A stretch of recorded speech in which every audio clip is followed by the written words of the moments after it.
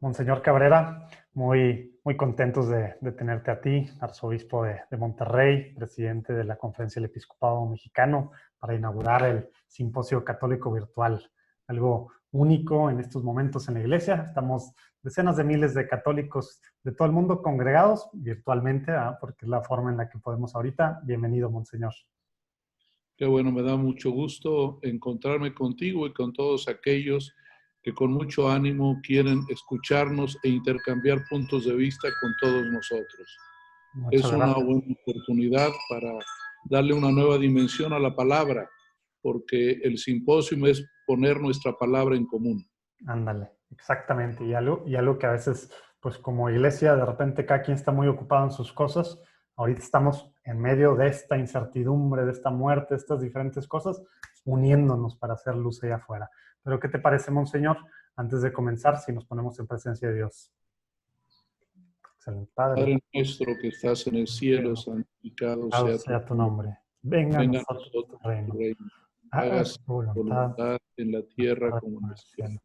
Danos hoy Hoy nuestro nuestro pan de pan de cada cada día. día.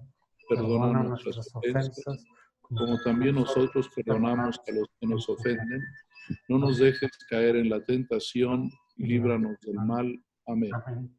Reina de los apóstoles, ruega por Por nosotros. nosotros.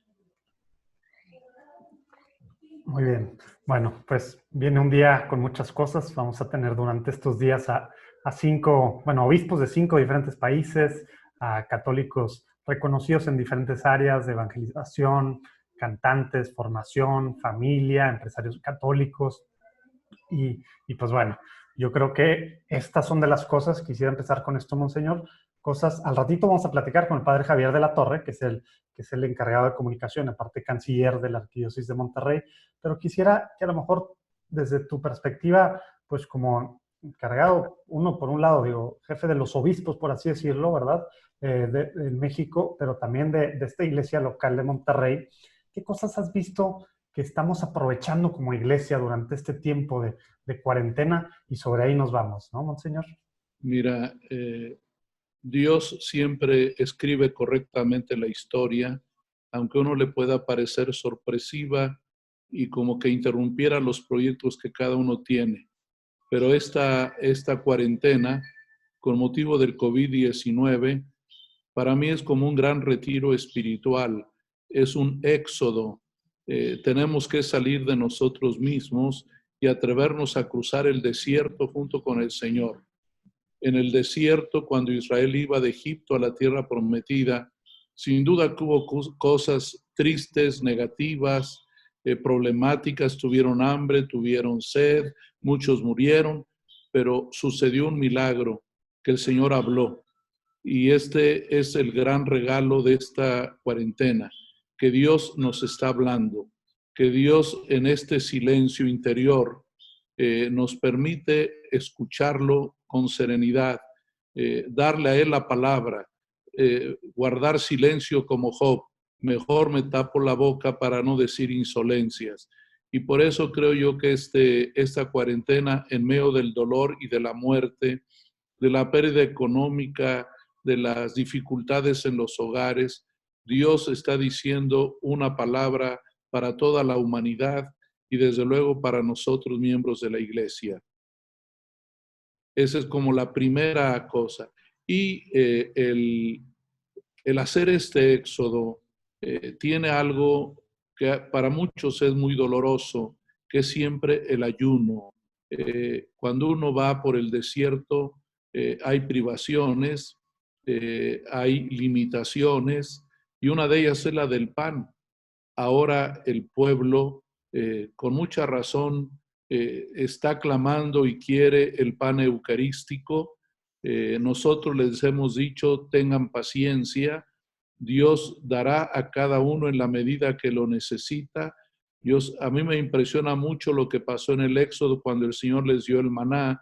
Dice que el que recogía más le duraba igual que al que recogía menos. El tiempo de pandemia es un tiempo de igualarnos a todos delante del Señor, a recibir por equidad lo que viene de parte suya. El pan eucarístico regresará al corazón y a la boca de los fieles, pero en este momento yo les quiero animar a todos a tener paciencia, a pedir, a desear, a tener apetito, pero sin desesperarnos. Vale, qué bueno que nos tocas este tema, Monseñor. Me acordaba de un pequeño escrito, de hecho no muy conocido, San Agustín, que él mismo se privó en alguna parte de la Eucaristía y decía, suena muy extraño, pero suena él decía lo que eso le ayudaba precisamente como una purificación de su cuerpo, ¿verdad? Y yo creo que eso es algo precisamente que nos estamos dando cuenta revalorando muchas cosas, ¿no? Entre ellas principalmente la Eucaristía, y por eso hay tanta gente que pues bueno, anda vuelto loco queriendo que regrese. Obviamente yo también, ¿verdad? Ya quiero que regrese, ya quiero regresar a eso, pero Regresará pronto, Dios mediante. gracias por tus palabras sobre este tema, Monseñor. Regresando a las cosas buenas que han pasado, que están saliendo en medio de esto y que pues muchos vamos a platicar durante estos días, quisiera en temas muy puntuales pues digamos, de evangelización, en temas de los laicos, de este hacer iglesia, que nos pudieras platicar tú cosas que estás viendo, están saliendo ahorita y que ojalá que no sean nada más de ahorita, ¿verdad? Que sean pues para partir pues para siempre, ¿no? Porque esto creo que la iglesia se está poniendo al día en cosas que no estábamos al día y tenemos que ser autocríticos, ¿verdad? La iglesia como un todo, siendo nosotros parte de la iglesia, no nada más el clero, ¿verdad? Porque es bien fácil decir eso, el clero, ¿verdad? Mira, sin duda que Cristo nuestro Señor nos encargó a los ministros ordenados la tarea de presidir a la comunidad, presidirlos a todos en el ministerio de la palabra, presidirlos en los sacramentos, especialmente la Eucaristía, y también presidirlos en el orden de la caridad. Pero este tiempo nos ha hecho descubrir, aunque no es reciente, el Papa Francisco ha estado insistiendo mucho este punto de que la iglesia la conformamos todos, la iglesia es un cuerpo, la iglesia es el pueblo de Dios. El Papa siempre dice, recuerden que son pueblo. Cuando un ministro ordenado, cuando un obispo, cuando un sacerdote se sale del pueblo, lo pierde todo, porque pierde la vida que él mismo debe de promover, la vida que él debe fortalecer. Por eso este tiempo también ha servido para que ustedes, los laicos, asuman esta responsabilidad. Cuando toda la pastoral gira en torno solo al sacramento, hay un riesgo de que quien lo preside quede solamente en el centro de atención. Pero cuando suceden estas cosas, nos ayuda a ver cómo la Eucaristía que está en el centro, que es el corazón mismo de la iglesia, tiene un acompañamiento que no se puede dejar, la palabra que se predica y la caridad que se vive. Es cuando descubrimos la complementariedad y la integralidad de la pastoral. Y es también cuando los fieles entienden mejor cuál es su papel en la iglesia, comparten con nosotros la palabra que hay que anunciar, que hay que predicar, que hay que difundir, que hay que hacer vida. Comparten con nosotros la tarea de la caridad, de llevar el pan material a los fieles, de llevar el consuelo, de abrir el oído para escuchar las preocupaciones de la gente. Yo he visto que en esta temporada triste de COVID, los laicos han hecho cosas maravillosas. Te pongo un ejemplo. Los jóvenes en la ciudad de Monterrey y en muchas partes del país, sabiendo que ellos desde luego pueden tener mayor resistencia. Aquí en Monterrey han sido los mensajeros que llevan el pan a las familias, han ido a buscar a los que andan en las calles, que no tienen hogar, con mucha valentía, con mucha entrega de sí mismos, y así puedo decirlo en forma muy amplia. Los templos se redujeron, pero la vida de la iglesia creció. Nuestras ciudades se convirtieron en un gran templo, en una gran iglesia, donde se distribuyó toda la riqueza misma que Cristo nos encomendó, la riqueza de su palabra, la riqueza de la caridad. Comprendimos que los panes son uno mismo, el pan de la palabra, el pan de la Eucaristía y el pan de la mesa de los pobres es el mismo, pero que quien sella y lo bendice todo es la Eucaristía.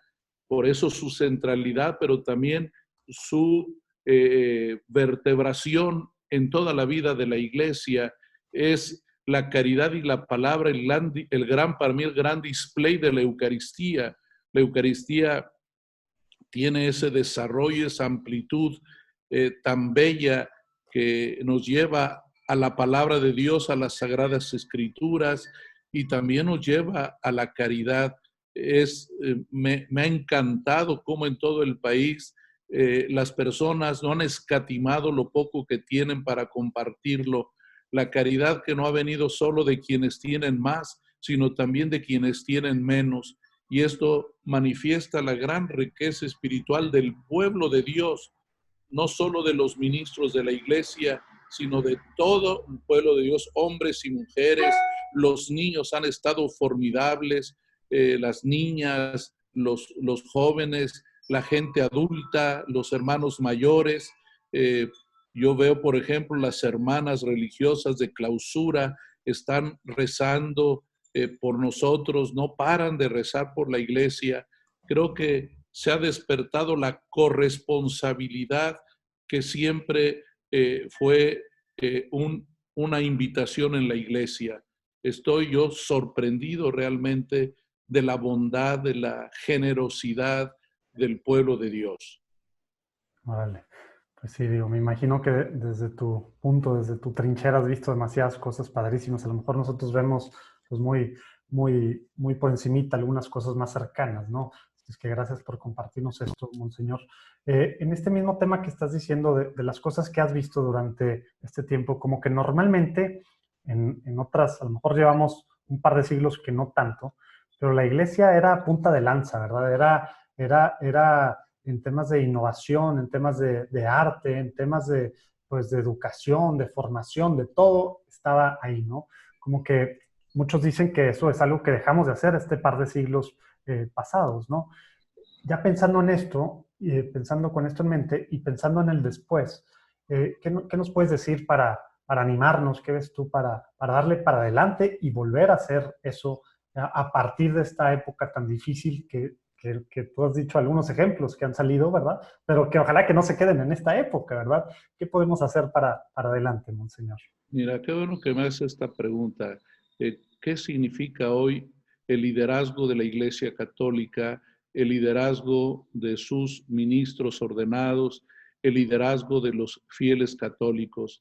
Mira, creo yo que sin duda este cambio de época que vive el mundo nos ha como igualado a todos. Es un gran valor el que esta pluralidad ha permitido que nos valoremos mutuamente.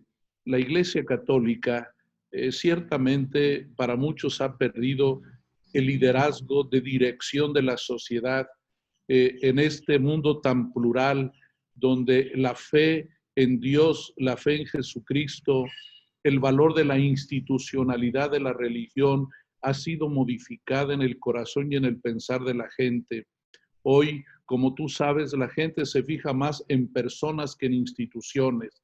Y esto obliga a la Iglesia Católica como cuerpo a redimensionar su presencia, voy a decir, corporativa. No me refiero a sindicatos ni nada de eso, sino de cuerpo, porque los liderazgos nacen de un cuerpo que vive intensamente la fe. Cuando hay pobreza eclesial, hay pobreza de liderazgo. Y yo veo cómo hoy hay un renacer de inquietudes en la ciencia, en la filosofía, en la sociología, en la teología. Y Dios siempre es providente.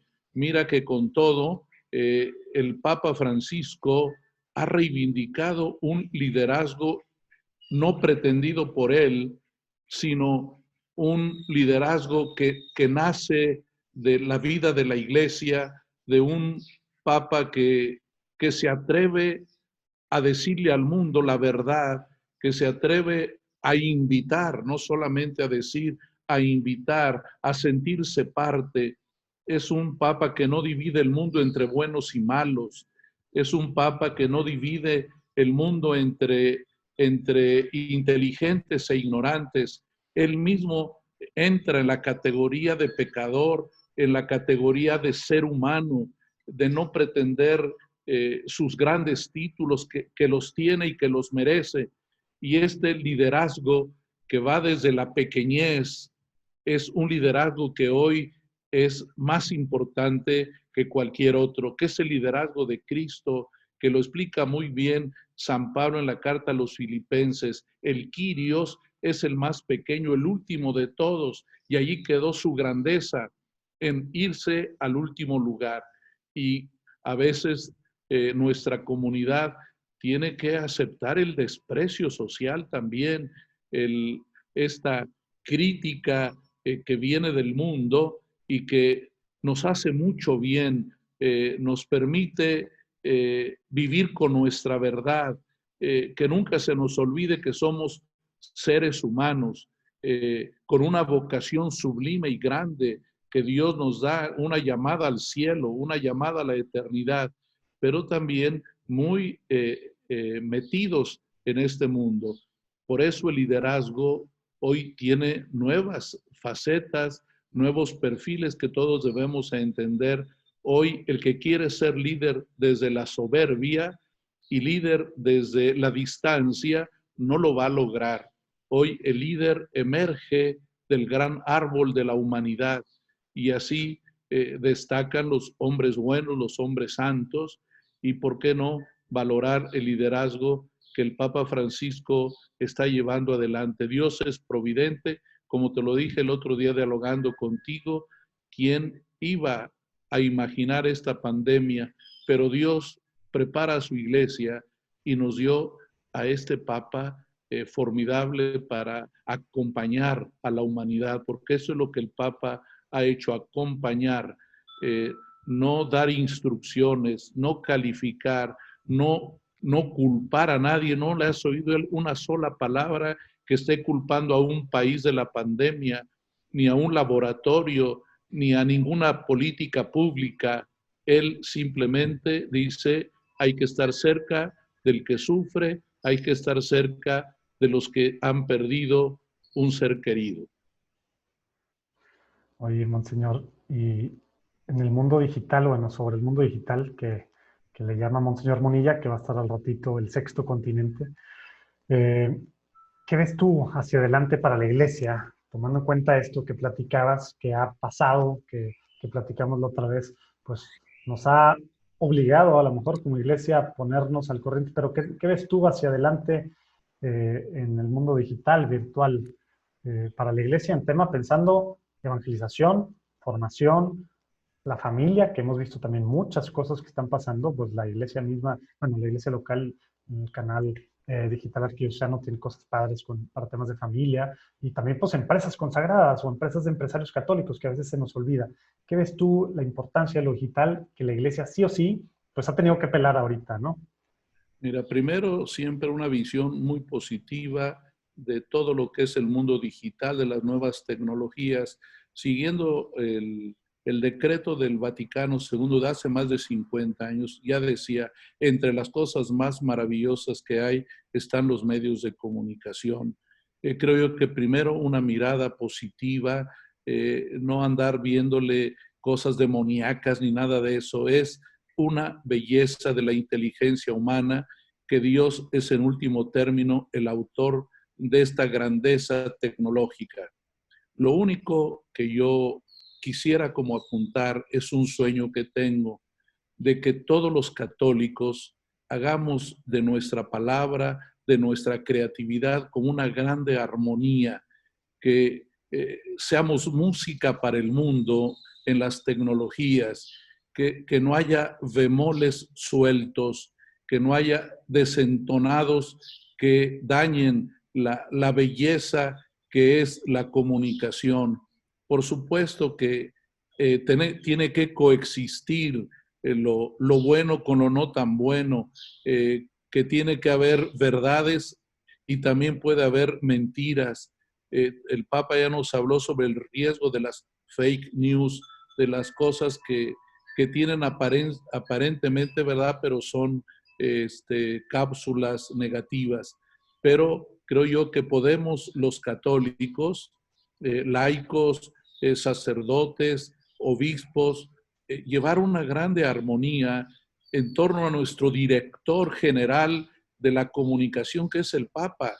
El Papa nos va dando pautas muy puntuales en el modo como él lleva adelante su comunicación tecnológica. Él no es un experto en manejar los aparatos, pero en distribuir la palabra, en generar actitudes respetuosas. Creo yo que mi sueño es que todos seamos una grande armonía donde apuntemos siempre a la misericordia, al respeto, a la mirada al cielo, a hacer que el pueblo tenga esperanza, que no que nuestras redes sociales, nuestros proyectos de comunicación, al mismo tiempo que sean muy humanos, muy terrenos, muy de tierra, que pisen las realidades cotidianas,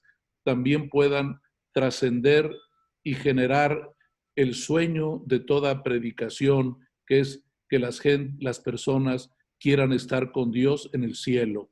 Por eso yo le apuesto y me da mucho gusto ver tanta creatividad desde la más lúdica hasta la más profunda, porque pues también, así como en la literatura hay muchos géneros, también en la comunicación social hay muchos géneros, pero todos bienvenidos siempre, y que busquemos generar una armonía en medio de la pluralidad lícita y requerida en la iglesia y en el mundo.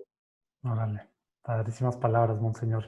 Sobre este tema, para ir cerrando, armonía y pues sí, hacer cosas dentro de lo que pues es el magisterio y debajo de lo que es el Papa Francisco y de sus enseñanzas y lo que él pues, nos guía.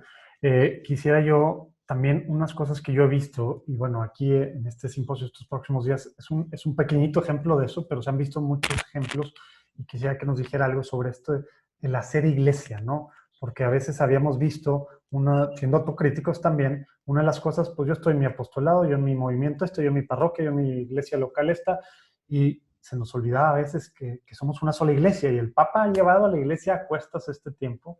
¿Qué nos puedes decir para trabajar como una sola iglesia con los carismas bien diferentes de cada uno, monseñor, viendo hacia adelante, pues para el post-coronavirus, ¿verdad? Sí, hay dos cosas bien importantes para mí, y es que la unidad de la iglesia es un deseo de Dios, es un deseo de Jesús, que sean uno, como tú, Padre, y yo somos uno. Ese es el gran sueño de Jesús, y que la iglesia sabe que lo tiene que vivir, que lo tiene que promover. La gran misión de la iglesia es generar la unidad del género humano, pero también, desde luego, la unidad en la iglesia. Esto es lo primero. Lo segundo también es la importancia que tiene la corrección mutua, es decir, la unidad no se opone a la corrección.